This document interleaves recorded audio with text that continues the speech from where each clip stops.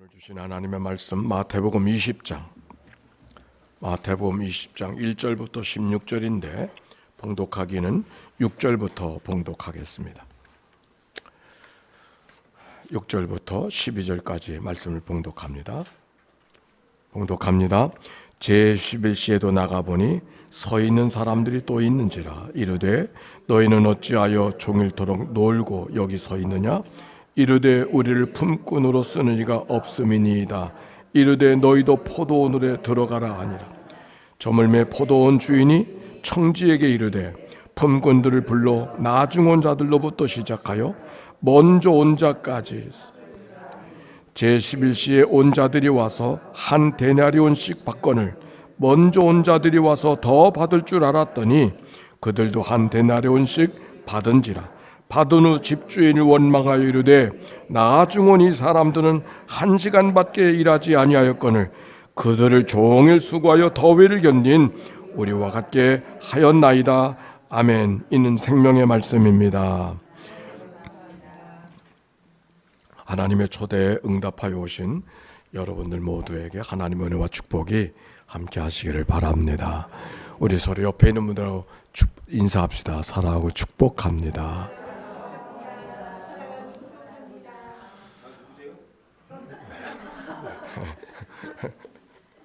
임동일입니다. 우리나라 전설적인 사람 한 사람이 있어요. 삼성의 창업자 이병철이라고 하는 어르신. 그분이 언제 세상을 떠나셨는가 그랬더니 1987년도 11월 19일 날 78세에 가셨더라고요. 그러니까 일찍 가신 거 생각해 보면 78세니까. 그래서 그런지 그가 암으로 투병하다가 세상을 떠났는데 떠나기 한 달 전에 세상에 24가지 질문을 던져놨어요. 근데 그거는 뭐 다른 질문이 아니라 종교적인 질문이었어요. 첫 번째 질문이 뭐냐면 신의 존재를 어떻게 증명할 수 있습니까? 있다면 왜 신은 자기 존재를 좀 똑똑하게 드러내 보이지 않습니까? 라고 하는 게 첫 번째 질문이에요. 두 번째 질문은 신은 우주 만물의 조물주라고 하는데 그걸 무엇으로 증명할 수 있습니까? 라고 하는 게 두 번째 질문. 이런 질문들이 24개의 질문입니다. 근데 그 질문을 보면 다른 사업에 대한 질문이 아니고 구도자의 질문이었어요. 생각해 보니까 그 질문을 너무 늦게 하셨구나. 그런 생각이 들었습니다. 너무 늦게 질문을 던졌구나. 자, 오늘 성경에 있는 얘기는 우리가 잘 아는 포도원 품꾼의 비유입니다. 한 포도원 주인이 포도원의 일꾼을 구하기 위해서 나갔습니다. 장터에 여러 번 나가서 일꾼을 찾는 거예요. 이른 아침에 나가서 일꾼을 찾고 한 대량의 삭슬 주겠다고 포도원에 사람을 들여보냈습니다. 3시에도 6시에도 또 9시에도 나가 놀고 있는 사람을 찾아서 포도원을 들여보냈다고 하는 이야기입니다. 여기 성경의 3시, 6시는 우리들은 6시간을 더해야 돼요. 이 3시는 9시를 말하는 거고 6시는 12시예요. 그리고 9시라고 하면 오후 3시. 그런데 문제는 9시가 아니라 오후 3시가 아니라 11시. 우리들의 시간은 몇 시가 될까요? 새벽 5시? 아니 오후 6시. 아니 오후 5시. 6시 퇴근이잖아. 1시간밖에 일할 게 없는데 그때도 사람을 불러서 가서 일하라고 그렇게 일을 했다는 이야기예요. 그리고 대나리온 한 데나리온씩을 주는 이야기죠. 한 데나리온은 하루 종일 남자가 일한 삭슬 받는 일반적인 그런 일당을 말하고 있는 거예요. 불평을 하게 됐어요. 아침부터 일한 사람이 불평하는 거예요. 나는 하루 종일 더위를 이기며 땀을 뻘뻘 흘리면서 이렇게 일하다고 한 데나리온 받았는데 저 늦지막히 온 사람은 1시간밖에 일 1시간 제대로 했겠어요? 왔다 가다 시간 다 썼지. 그 사람도 어떻게 한 데나리온 똑같이 주느냐 불평했어요. 당연한 질문이죠. 불평할 수밖에 없을 거예요. 아마 이런 고용주가 있다 그러면 아마 일하고 싶은 마음이 안 들 거예요. 그런데 뜻밖의 주인이 이렇게 말하는 거예요. 내가 당신과 한 데나리온 약속하고 한 데나리온 당신에게 주었는데 당신이 뭘 불평하는가? 난 당신에게 채무가 없어. 저 사람이 주고 말고 하는 건 내가 정할 것이니까 거기에 대해서 얘기하지 마시라고 하는 얘기예요. 우리는 주인이 행한 부당한 고용주에 대해서 관심하고 있지만 공정한 분배가 되지 않는다고 부당하다고 이야기하고 있지만, 그런데 성경의 이 말씀 한번 찾아봅시다. 3절 말씀, 오늘 말씀 3절에 이런 말씀이 있어요. 시작. 또 제3시에 나가보니 장터에 놀고 서 있는 사람들이 있는지라 그들에게 이르되 너희도 포도원에 들어가라. 내가 너에게 상당하게 주리라.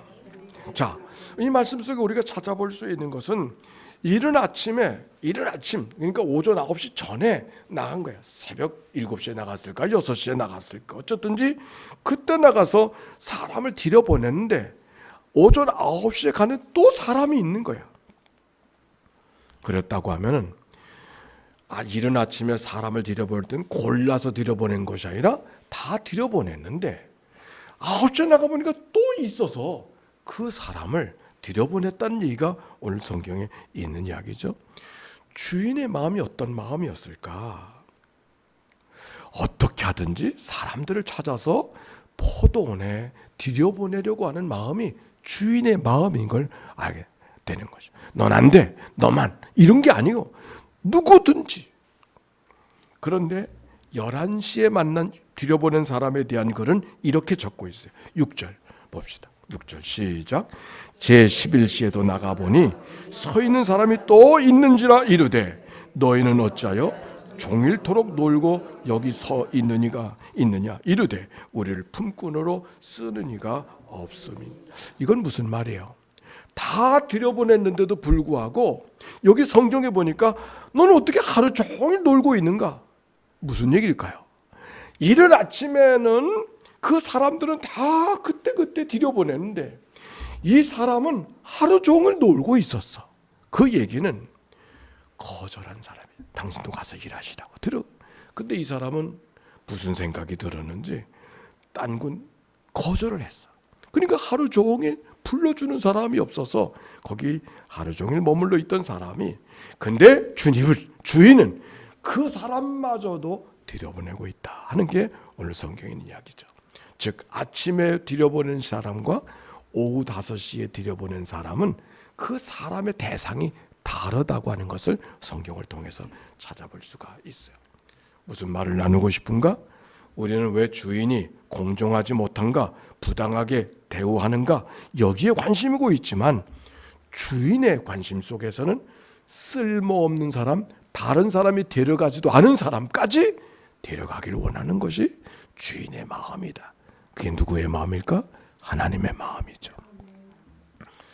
오늘 저는 이 포도원 품꾼의 비유를 통해서 3가지의 메시지가 있는 것을 알게 됐어요. 첫 번째는 따라서 합시다. 하나님은 우리를 천국으로 초대하신다.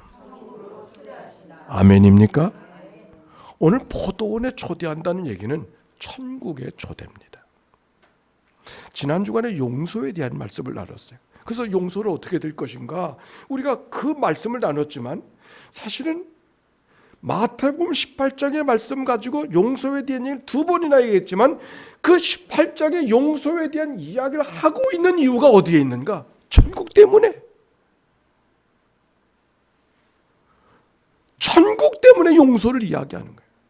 그러니까 성경의 천국에 대한 관심은 여기 20장에만 관심하는 것이 아니라 18장에도 관심하고 13장에도 천국의 비유가 많아요. 씨 뿌리는 자의 비유, 가라지의 비유, 그 여러 가지의 비유를 또. 예수님이 첫 번째 메시지가 뭐냐면 회개하라, 천국이 가까웠느니라. 이병철 씨의 24가지의 질문을 얘기했지만 24가지의 질문의 마지막 질문이 뭔지 아세요? 지구의 종말이 오는가? 이게 마지막 질문이었어요. 지구의 종말이 오는가? 이 세상이 끝나면 어떻게 될 것인가?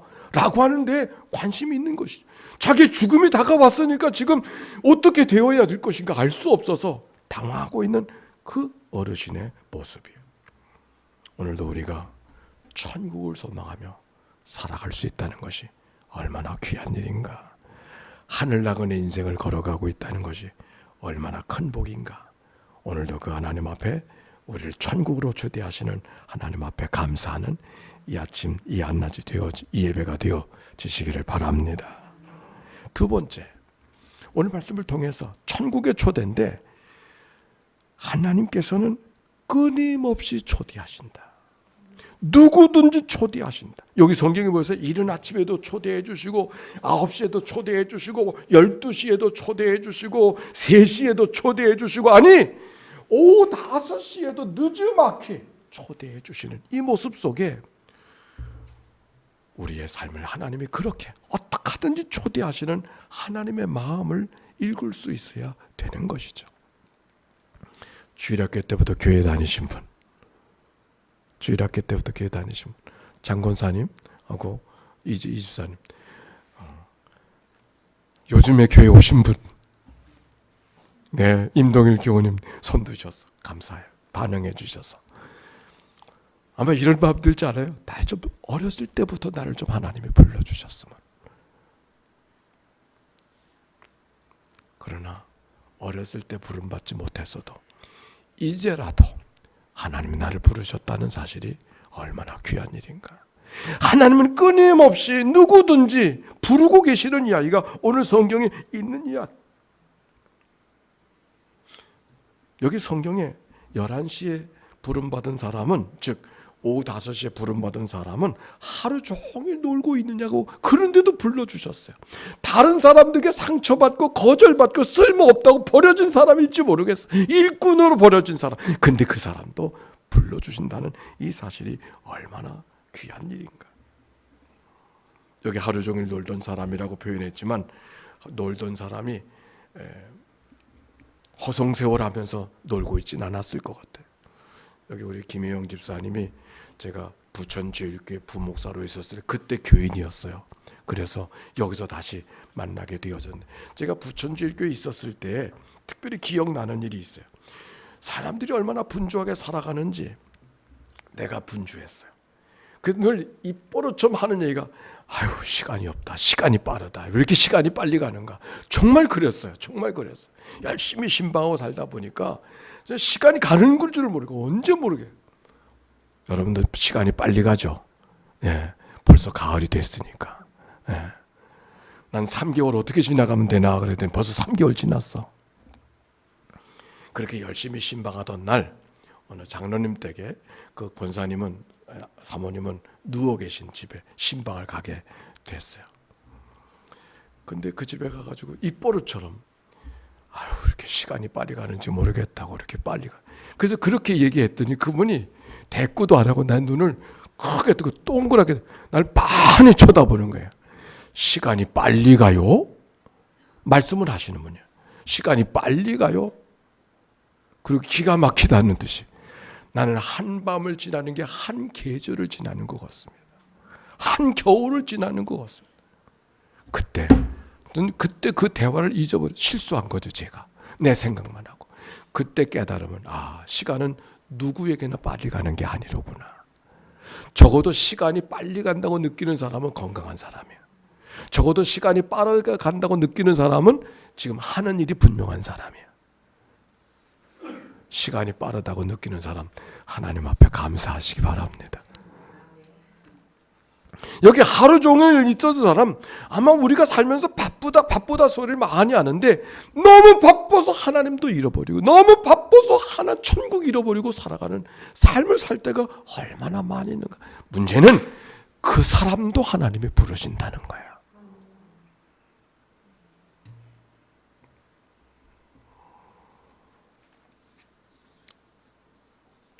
세 번째 중요한 거는 따라서 합시다. 하나님은 오늘 나를 부르신다. 여기 하루 종일 놀고 있는 사람은 그냥 놀고 있는 사람이 아니라 주인을 만나서 초대를 받았지만 거절한 사람이라 그랬어요. 아유, 차차 믿지요. 천천히 믿지요. 당장 하나님 부르시다 살짝 앞에서 믿으면 되지. 뭐 그 미리 그렇게 미리 믿을 거 뭐 있느냐고. 내일 있지 않느냐고.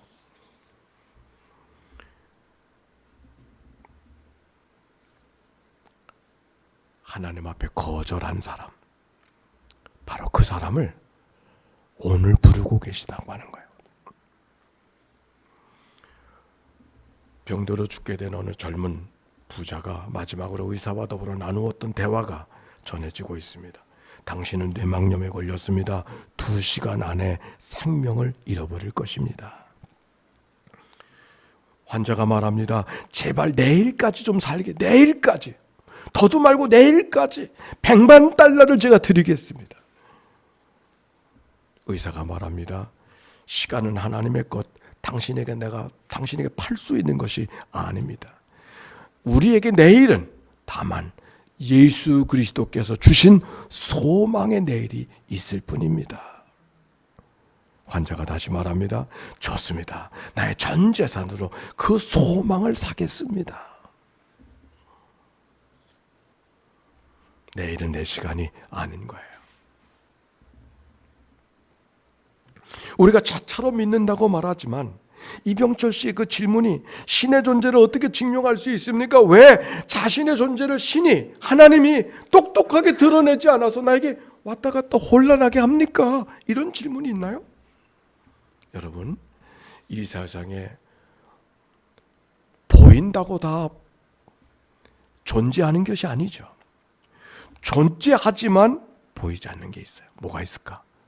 공기, 전기, 소리 보이나요? 보인다고 보여야만 존재하는 것이 아니래. 아니, 들려지는 것만 소리가 아닌 거예요.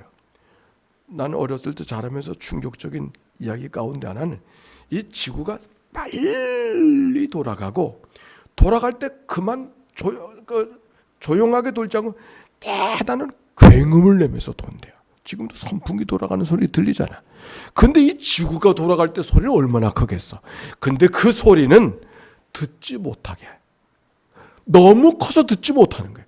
소리가 없어서 듣지 못하는 게 아니라 너무 커서 듣지 못하는 거예요. 그러니까 우리가 들리지 않는다고 부정할 수 없는 거예요. 보이지 않는다고 부정할 수 없는 거예요. 하나님은 왜 내 눈에 보이지 않느냐고, 내 귀에 들리지 않느냐고 묻지만은 하나님은 하나님의 방법으로 우리에게 등장하시지 인간의 방법이 아니라. 그건 마치 칼라 TV를 흑백 TV 놓고 칼라 TV 보려고 하는 것과 똑같아. 인간은 인간의 한계 속에 있는 것인데.